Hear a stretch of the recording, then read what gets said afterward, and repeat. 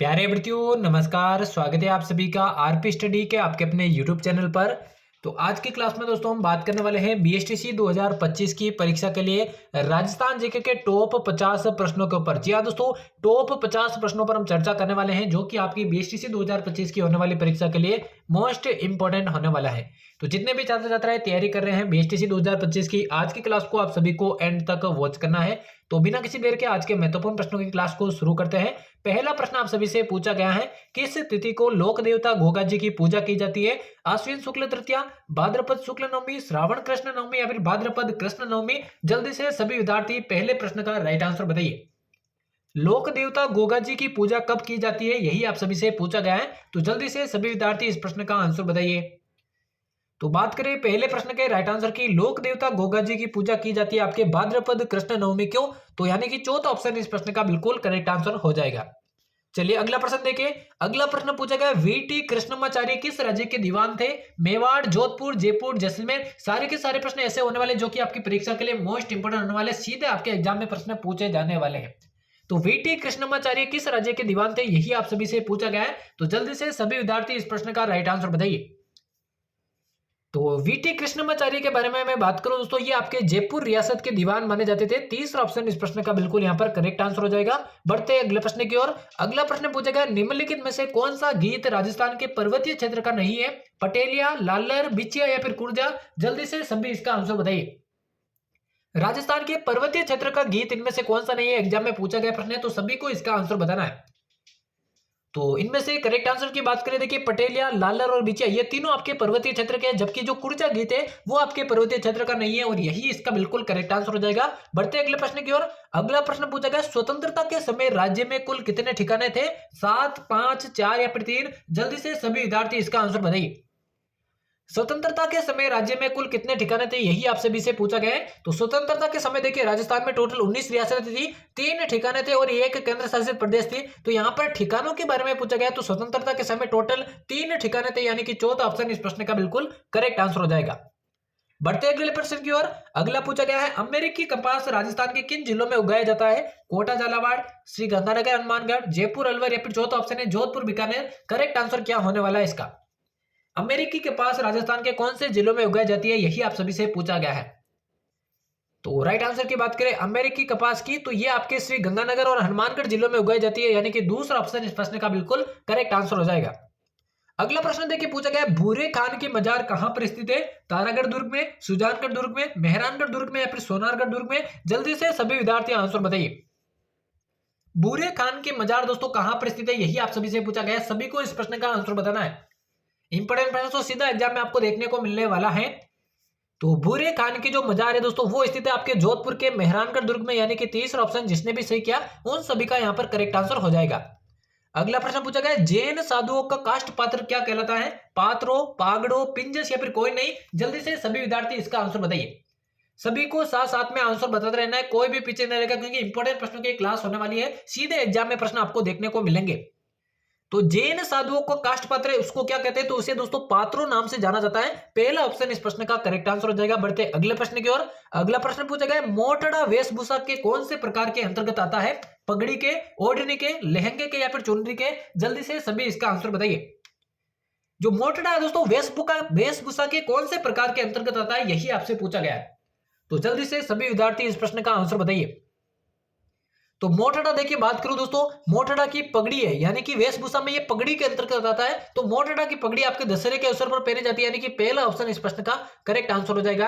अगला प्रश्न देखिए। अगला पूछा गया, कौन सी नदी बांसवाड़ा और डूंगरपुर जिलों के मध्य सीमा बनाती है? चंबल नदी, माही नदी, सोम नदी या फिर जाकम नदी? जल्दी से सभी इसका आंसर बताइए। बांसवाड़ा और डूंगरपुर जिलों के मध्य जो सीमा है इनमें से कौन सी नदी के द्वारा निर्मित की जाती है, यही आपसे पूछा गया है। तो डूंगरपुर बांसवाड़ा जिलों की सीमा बनाने वाले जो नदी है वो हो जाएगी आपकी माही नदी। दूसरा ऑप्शन इस प्रश्न का बिल्कुल करेक्ट आंसर हो जाएगा। बढ़ते अगले प्रश्न की ओर। अगला पूछा गया, संविधान की किस अनुसूची में राजभाषाओं को सम्मिलित किया गया है? आपके सामने ऑप्शन है 8वीं अनुसूची, 7वीं अनुसूची, 9वीं अनुसूची या फिर 5वीं अनुसूची? जल्दी से सभी इसका आंसर बताइए। संविधान की कौन सी अनुसूची में राजभाषाओं को सम्मिलित किया गया है? तो बात करें इस प्रश्न के राइट आंसर की, 8वीं अनुसूची में राजभाषाओं को सम्मिलित किया गया है, यानी कि पहला ऑप्शन इसका करेक्ट आंसर हो जाएगा। अभी तक चैनल को सब्सक्राइब नहीं किया तो सब्सक्राइब कर देना, क्योंकि ऐसी क्लासेस डेली आपको देखने को मिलेगी। अगला प्रश्न देखिए। रसिया लोकगीत मुख्यतः कहां पर प्रचलित है? काफी बार एग्जाम में पूछा गया प्रश्न है। भरतपुर और धौलपुर जिले में, शेखावटी क्षेत्र में, अलवर और जयपुर जिले में, और चौथा ऑप्शन है इनमें से कोई नहीं। करेक्ट आंसर बताइए जल्दी से। जो रसिया लोकगीत है दोस्तों कहां पर प्रचलित है, यही आपसे पूछा गया है। इंपोर्टेंट प्रश्न परीक्षा में पूछा गया है।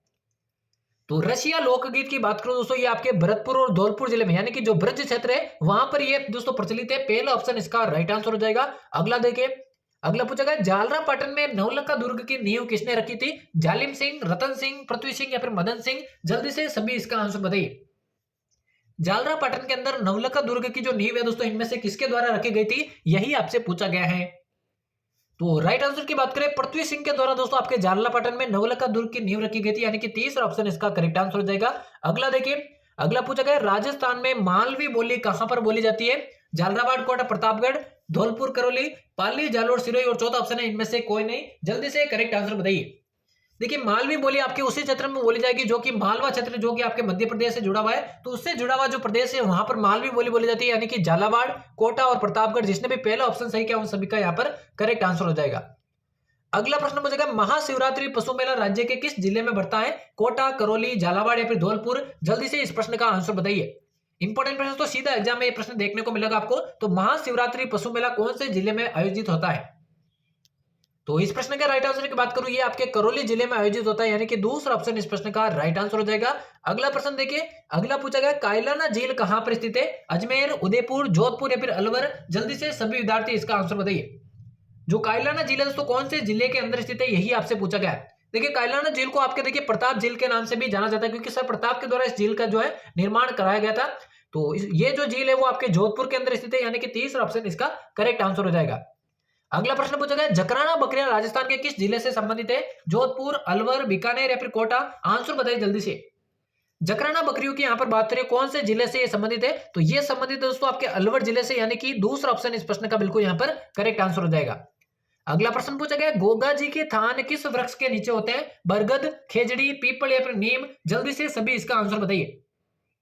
जो गोगा जी के थान होते हैं दोस्तों कौन से वृक्ष के नीचे होते हैं? तो ये होते हैं दोस्तों आपके खेजड़ी वृक्ष के नीचे, यानी कि दूसरा ऑप्शन करेक्ट आंसर हो जाएगा। बढ़ते अगले प्रश्न की ओर। अगला पूछा गया राजस्थान का कौन सा भौतिक विभाग मालवा के पठार का भाग है? थार का मरुस्थल, हाड़ौती का पठार, पूर्वी मैदान या फिर अरावली पर्वतमाला? जल्दी से इसका आंसर बताइए। राजस्थान का कौन सा भौतिक विभाग मालवा के पठार का भाग है? तो हाड़ौती का पठार दोस्तों आपके मालवा के पठार का भाग है, दूसरा ऑप्शन करेक्ट आंसर हो जाएगा। अगला देखिए, अगला पूछा गया नाथ संप्रदाय के केंद्रीय मठ की स्थापना किस स्थान पर हुई थी? बाड़मेर, जैसलमेर, जोधपुर या फिर नागौर? करेक्ट आंसर बताइए इसका। नाथ संप्रदाय के केंद्रीय मठ की स्थापना कहां पर हुई थी? तो इसकी स्थापना आपके जोधपुर के अंदर हुई थी, यानी कि तीसरा ऑप्शन इसका करेक्ट आंसर हो जाएगा। अगला देखिए, अगला पूछा गया ग्वार की अंतरराष्ट्रीय मंडी कहां पर स्थित है? बीकानेर, जैसलमेर, जोधपुर या फिर अलवर? जल्दी से सभी विद्यार्थी आंसर बताइए।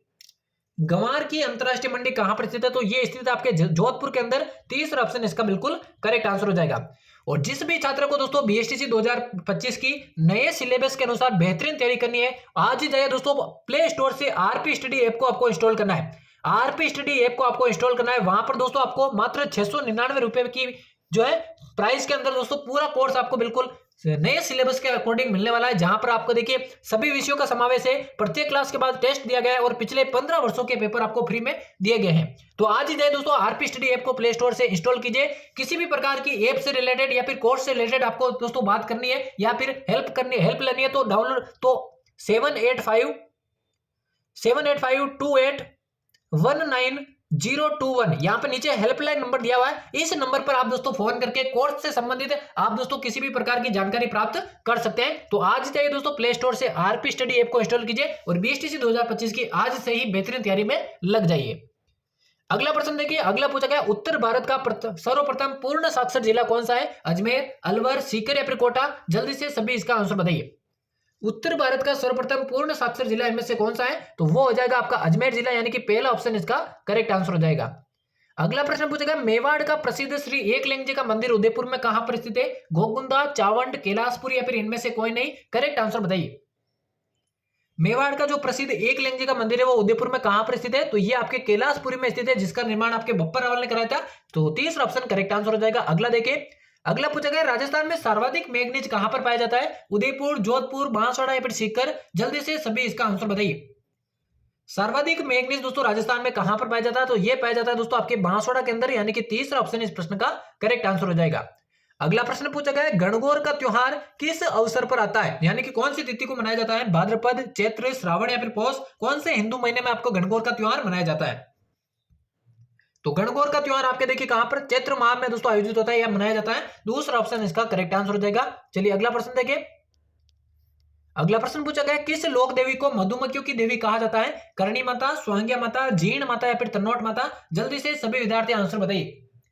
मधुमक्खियों की देवी किस लोक देवी को कहा जाता है, तो जीण माता को आपके मधुमक्खियों की देवी कहा जाता है। तीसरा ऑप्शन इसका करेक्ट आंसर हो जाएगा। बढ़ते अगले प्रश्न की ओर। अगला पूछा गया राजस्थान में किस प्रकार के वन सर्वाधिक पाए जाते हैं, आरक्षित, अवर्गीकृत, रक्षित या फिर इनमें से कोई नहीं। करेक्ट आंसर बताइए जल्दी से। राजस्थान में कौन से प्रकार के वन सर्वाधिक पाए जाते हैं, यही आप सभी से पूछा गया है। तो राजस्थान के संदर्भ में बात करूं, सर्वाधिक जो वन है वो आपके रक्षित वन, सॉरी आरक्षित वन, ठीक है ना, आरक्षित वन जो कि लगभग 56% भाग पर पाए जाते हैं। ये दोस्तों रक्षित वन माफ कीजिएगा, इसका आंसर होगा रक्षित वन, ठीक है ना, जो कि आपके लगभग 56% भूभाग पर पाए जाते हैं। 56% भूभाग पर पाए जाते हैं रक्षित या संरक्षित वन। तीसरा ऑप्शन इसका बिल्कुल करेक्ट आंसर हो जाएगा। अगला प्रश्न देखिए। अगला पूछा गया घग्गर नदी के पाट को क्या कहा जाता है, बांगड़, जाली, स्तूप या फिर नाली। जल्दी से सभी विद्यार्थी इसका आंसर बताइए। घग्गर नदी के पाट को इनमें से क्या कहा जाता है, यही आप सभी से पूछा गया है। तो जल्दी से सभी विद्यार्थी आंसर बताइए। इंपॉर्टेंट प्रश्न, परीक्षा में पूछा गया प्रश्न है। तो घग्गर नदी के पाट को दोस्तों नाली कहा जाता है, यानी कि चौथा ऑप्शन इसका करेक्ट आंसर हो जाएगा। अगला प्रश्न पूछा गया 2011 की जनगणना के अनुसार राजस्थान का जनघनत्व कितना है, 928, 208, 200 या फिर 168। जल्दी से करेक्ट आंसर बताइए इसका। राजस्थान का जनघनत्व 2011 की जनगणना के अनुसार कितना है, यही आपसे पूछा गया है। तो राइट आंसर की बात करें 2011 की जनगणना के अनुसार राजस्थान का जो जनघनत्व है वो 200 है, यानी कि तीसरा ऑप्शन इस प्रश्न का करेक्ट आंसर हो जाएगा। अगला प्रश्न देखिए। अगला पूछा गया राजस्थान में अफीम उत्पादक जिले कौन से हैं, झालावाड़, चित्तौड़गढ़, बारां या फिर उपरोक्त सभी। जल्दी से सभी इसका आंसर बताइए। राजस्थान के संदर्भ में बात हो रही है, अफीम उत्पादक जिले इनमें से कौन से हैं, यही आपसे पूछा गया है। तो अफीम देखिए झालावाड़, चित्तौड़गढ़ और बारां इन तीनों जिलों में होता है, यानी कि उपरोक्त सभी इस प्रश्न का बिल्कुल करेक्ट आंसर हो जाएगा। अगला देखिए पूछा गया राजस्थान के प्रथम निर्वाचित मुख्यमंत्री कौन थे, टीकाराम पालीवाल, जयनारायण व्यास, हीरालाल शास्त्री या फिर अशोक गहलोत। जल्दी से सभी इसका आंसर बताइए। राजस्थान के प्रथम निर्वाचित मुख्यमंत्री इनमें से कौन थे, तो राइट आंसर की बात करें टीकाराम पालीवाल आपके राजस्थान के प्रथम निर्वाचित मुख्यमंत्री थे। पहला ऑप्शन करेक्ट आंसर हो जाएगा। अगला देखिए पूछा गया विश्व का सबसे बड़ा चांदी का पात्र कहां पर रखा हुआ है, सिटी पैलेस, नाथ द्वारा, आमेर या फिर जयपुर। जल्दी से सभी विद्यार्थी इसका आंसर बताइए। विश्व का सबसे बड़ा चांदी का पात्र, तो विश्व का सबसे बड़ा चांदी का पात्र सिटी पैलेस में रखा गया है, यानी कि पहला ऑप्शन इसका करेक्ट आंसर हो जाएगा। अगला प्रश्न पूछा गया बाण माता किस राजघराने से संबंधित है, भाटी, राठौड़, मेवाड़ या फिर ढूंढाड़। करेक्ट आंसर बताइए इसका। जो बाण माता दोस्तों कौन से राजघराने से संबंधित है, यही आप सभी से पूछा गया है। तो जल्दी से सभी विद्यार्थी इस प्रश्न का आंसर बताइए। तो ये आपके मेवाड़ राजवंश से संबंधित है। तीसरा ऑप्शन इसका करेक्ट आंसर हो जाएगा। अगला देखिए पूछा गया राजस्थान के किस पड़ोसी राज्य से सबसे कम सीमा मिलती है, हरियाणा, उत्तर प्रदेश, गुजरात या फिर पंजाब। आंसर बताइए जल्दी से। सबसे कम जो सीमा है कौन से पड़ोसी राज्य से राजस्थान की मिलती है, यही आप सभी से पूछा गया है। तो राजस्थान की सबसे कम जो पड़ोसी जो सीमा है वो आपके पंजाब से लगती है, मात्र 89 किलोमीटर। तो चौथा ऑप्शन इसका राइट आंसर हो जाएगा। अगला देखें। अगला पूछा गया राजस्थान राज्य सूचना आयोग का कार्यालय कहां पर स्थित है, अजमेर, जोधपुर, कोटा या फिर जयपुर। आंसर बताइए जल्दी से। राज्य सूचना आयोग का कार्यालय कहां पर स्थित है, यही आप सभी से पूछा गया है। तो जल्दी से सभी विद्यार्थी इस प्रश्न का आंसर बताइए। तो इसका जो कार्यालय है वो देखिए आपके जयपुर के अंदर है, यानी कि चौथा ऑप्शन इसका करेक्ट आंसर हो जाएगा। अगला देखिए। अगला पूछा गया भटनेर का दुर्ग किस नदी के किनारे स्थित है, लूणी नदी, चंबल नदी, घग्गर नदी या फिर कांतली नदी। जल्दी से सभी इसका आंसर बताइए। जो भटनेर का दुर्ग है जो कि उत्तरी सीमा का प्रहरी कहलाता है, कौन सी नदी के किनारे स्थित है, तो ये आपके दोस्तों घग्गर नदी के किनारे है। तीसरा ऑप्शन करेक्ट आंसर हो जाएगा। अगला देखिए। अगला पूछा गया सुपारी महल और जोगी महल किस दुर्ग में स्थित है, भानगढ़ दुर्ग में, मेहरानगढ़ दुर्ग में, रणथंभौर दुर्ग में या फिर जूनागढ़ दुर्ग में। जल्दी से सभी इसका आंसर बताइए। सुपारी महल और जोगी महल कौन से दुर्ग में स्थित है, तो ये दोनों ही आपके रणथंभौर दुर्ग में है। तीसरा ऑप्शन करेक्ट आंसर हो जाएगा। बढ़ते अगले प्रश्न की ओर। अगला पूछा गया बीजोलाई के महल किस दुर्ग में स्थित है, जैसलमेर, जोधपुर, बीकानेर या फिर भरतपुर। जल्दी से सभी विद्यार्थी आंसर बताइए इसका। बीजोलाई के जो महल है कौन से दुर्ग में स्थित है, यही आपसे पूछा गया है। तो ये महल स्थित है दोस्तों जोधपुर के अंदर, यानी कि दूसरा ऑप्शन इसका बिल्कुल करेक्ट आंसर हो जाएगा। अगला प्रश्न पूछा गया मेहाजी मांगलिया के घोड़े का क्या नाम था, कीरट काबरा, लीलन, लीलागर या फिर चेतक। जल्दी से सभी इसका आंसर बताइए। मेहाजी मांगलिया के घोड़े का नाम इनमें से क्या था, यही आपसे पूछा गया है। तो मेहाजी मांगलिया के घोड़े का नाम था दोस्तों कीरट काबरा। पहला ऑप्शन इसका करेक्ट आंसर हो जाएगा। चलिए अगला प्रश्न देखिए। अगला पूछा गया अग्नि से स्नान करने वाली देवी किसे कहा जाता है? आवरी माता, इडाना माता, सुनानी माता या फिर आमजा माता? जल्दी से सभी इसका आंसर बताइए। अग्नि से स्नान करने वाली देवी इनमें से किसको कहा जाता है, यही आपसे पूछा गया है। तो राइट आंसर की बात करें, अग्नि से स्नान करने वाली देवी दोस्तों आपके इडाना माता को कहा जाता है। दूसरा ऑप्शन इसका बिल्कुल करेक्ट आंसर हो जाएगा। अगला देखिए पूछा गया वागड़ की मीरा किसे कहा जाता है? राणाबाई, दयाबाई, गौरीबाई या फिर राधाबाई? जल्दी से सभी इसका आंसर बताइए। वागड़ की मीरा दोस्तों किसको कहा जाता है, यही आप सभी से पूछा गया है। तो वागड़ की मीरा कहा जाता है दोस्तों आपके गौरीबाई को। तीसरा ऑप्शन इस प्रश्न का बिल्कुल करेक्ट आंसर हो जाएगा। और जिस भी छात्र छात्रा को दोस्तों बीएसटीसी 2025 की बिल्कुल नए सिलेबस के अनुसार तैयारी करनी है तो आज ही जाइए दोस्तों प्ले स्टोर से आरपी स्टडी ऐप को इंस्टॉल कीजिए। वहां पर मात्र 699 रुपए की फीस में 699 रुपए की फीस में दोस्तों आपको बीएसटीसी 2025 का नए सिलेबस के अकॉर्डिंग बेहतरीन कोर्स आपको मिलने वाला है, जहां पर देखिए सभी विषयों का समावेश है। प्रत्येक क्लास के बाद टेस्ट है और पिछले 15 वर्षों के पेपर आपको फ्री में दिए गए हैं कोर्स, और 15 प्रीवियस ईयर क्वेश्चन की टेस्ट सीरीज आपको कोर्स में मिलने वाली है।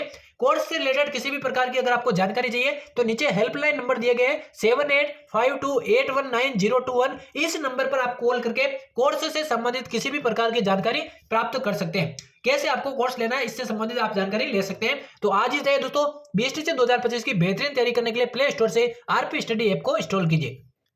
अगला प्रश्न देखिए पूछा गया तारकिन का उर्स नागौर में किस माह में आयोजित होता है? रमजान, मुहर्रम, रजब या फिर रबी उल अव्वल? जल्दी से सभी विद्यार्थी आंसर बताइए। जो तारकिन का उर्स है दोस्तों नागौर में आयोजित होता है, कौन से माह में आयोजित होता है यही आपको बताना है। तो ये आयोजित होता है दोस्तों मुहर्रम के दिन। दूसरा ऑप्शन इसका बिल्कुल राइट आंसर हो जाएगा। अगला देखिए, अगला पूछा गया किस स्थान पर ग्रीष्म महोत्सव आयोजित होता है? कोलायत, तिलवाड़ा, माउंट आबू या फिर नाकोड़ा? जल्दी से सभी विद्यार्थी आंसर बताइए इसका। कौन से स्थान पर ग्रीष्म महोत्सव आयोजित होता है, यही आप सभी से पूछा गया है। तो जल्दी से सभी विद्यार्थी इसका आंसर बताइए। तो राइट आंसर की बात करें ग्रीष्म महोत्सव की तो ये माउंट आबू के अंदर आयोजित होता है। तीसरा ऑप्शन इसका बिल्कुल करेक्ट आंसर हो जाएगा। अगला देखिए पूछा गया चांपानेर की संधि किन राज्यों के मध्य हुई थी? मालवा और आबू, गुजरात और आमेर, गुजरात और मालवा, और चौथा ऑप्शन है मेवाड़ और आमेर? जल्दी से इसका आंसर बताइए। चांपानेर की संधि जो कि 1456 में हुई थी, कौन से राज्यों के मध्य हुई थी? तो ये आपके दोस्तों गुजरात और मालवा के मध्य हुई थी, यानी कि तीसरा ऑप्शन इसका करेक्ट आंसर हो जाएगा। अगला देखिए पूछा गया रानी सूर्य कंवर की प्रसिद्ध छतरी कहां पर स्थित है? भीलवाड़ा, अलवर, जोधपुर या फिर सीकर? जल्दी से इसका आंसर बताइए। रानी सूर्य कंवर की जो छतरी है दोस्तों कहां पर स्थित है, यही आपसे पूछा गया है। तो जल्दी से आंसर बताइए इसका। तो इसकी जो छतरी है दोस्तों आपके जोधपुर के अंदर स्थित है। तीसरा ऑप्शन इस प्रश्न का करेक्ट आंसर हो जाएगा। अगला प्रश्न देखिए पूछा गया निम्नलिखित में से किस स्थान पर मंदाकिनी कुंड स्थित है? जयपुर, अचलगढ़, मेड़ता या फिर गोगुंदा? जल्दी से सभी इसका आंसर बताइए।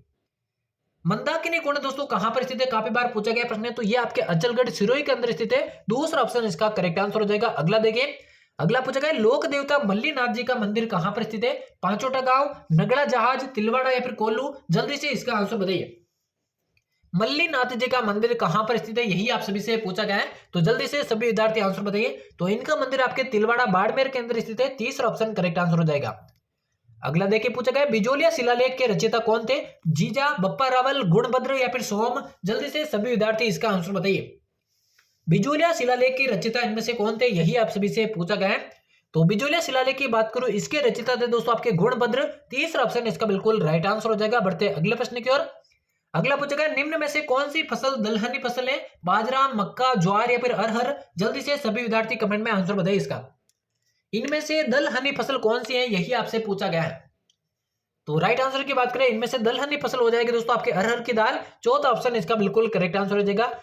अगला प्रश्न देखिए, अगला पूछा गया निम्नलिखित में से किस वाद्य यंत्र का आकार चिल्लम के समान होता है? पूंगी, सहनाई, भूंगड़ या फिर खंजरी? जल्दी से सभी विद्यार्थी आंसर बताइए। इनमें से कौन सा वाद्य यंत्र है जिसका आकार चिल्लम के समान होता है? एग्जाम में पूछा गया प्रश्न है, तो सभी को इसका आंसर बताना है। तो राइट आंसर की बात करें देखिए सहनाई जो कि आपके सुशिर वाद्य यंत्र है, इसका आकार आपके दोस्तों चिल्लम के समान होता है। दूसरा ऑप्शन इसका करेक्ट आंसर हो जाएगा। और आज के महत्वपूर्ण प्रश्नों की क्लास का ये अंतिम प्रश्न होने वाला है। यहां पर आपसे पूछा गया किशनगढ़ शैली का प्रसिद्ध चित्रकार कौन था? अली राजा, डालूराम, निहाल चंद या फिर हीरानंद मुनि? जल्दी से करेक्ट आंसर बताइए।